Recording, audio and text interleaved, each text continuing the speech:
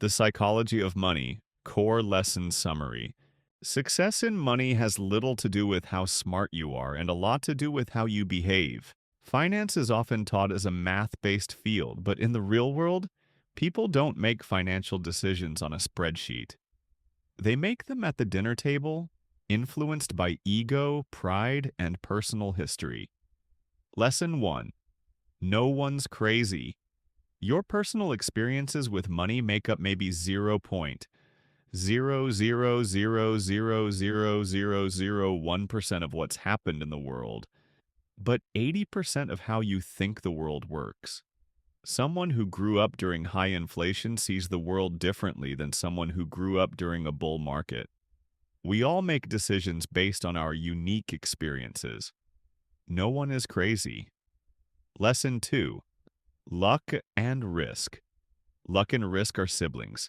They are both the reality that every outcome in life is guided by forces other than individual effort. When judging success, remember that nothing is as good or as bad as it seems. Focus less on specific individuals and more on broad patterns.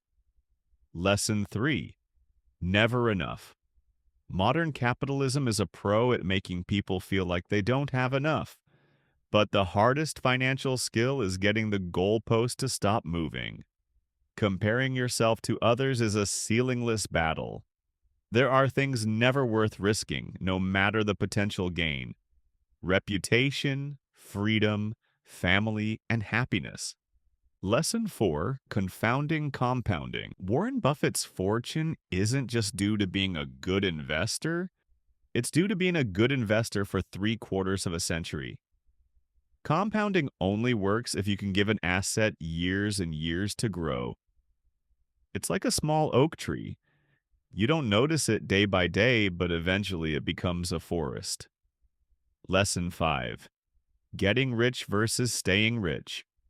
Getting rich requires taking risks, being optimistic, and putting yourself out there.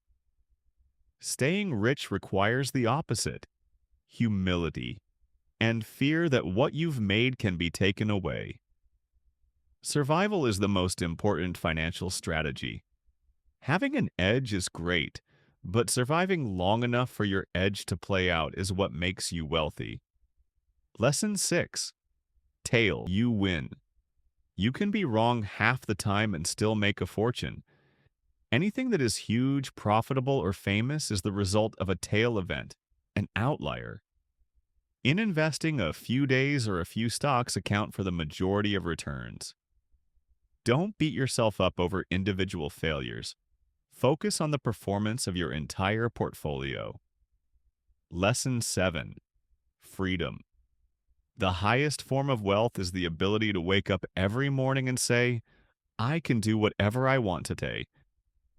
More than a bigger house or a fancy car, control over your time is the highest dividend money pays. Lesson 8. The man in the car paradox. When you see someone driving a $100,000 car, you rarely think, wow, that guy is cool. Instead, you imagine yourself in the car thinking you would look cool. No one is impressed by your possessions as much as you are. Use money to buy humility and kindness rather than status. Lesson 9. Wealth is what you don't see. Wealth is the nice cars not purchased, the diamonds not bought, and the first-class upgrades declined. Wealth is financial assets that haven't yet been converted into the stuff you see. This is the hardest part of building wealth. It requires self-control. Lesson 10. Save money. Past a certain level of income, what you need is just what sits below your ego. You don't need a specific reason to save. Saving is a hedge against life's inevitable surprises. It gives you optionality, the ability to wait for the right opportunity or pivot when necessary. Lesson 11. Reasonable versus rational. Don't aim to be coldly rational when making financial decisions. Aim to be pretty reasonable. A rational person might sell during a market crash because the math says so, But a reasonable person stays invested because they know they need to sleep at night. A plan you can stick to is better than a perfect plan you abandon. Lesson 12.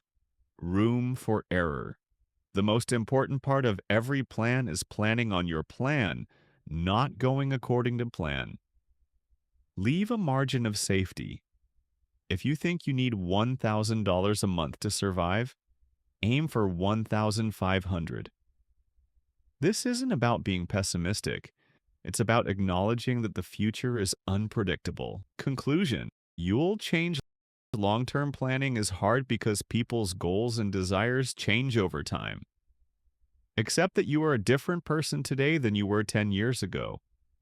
Avoid the sunk cost fallacy.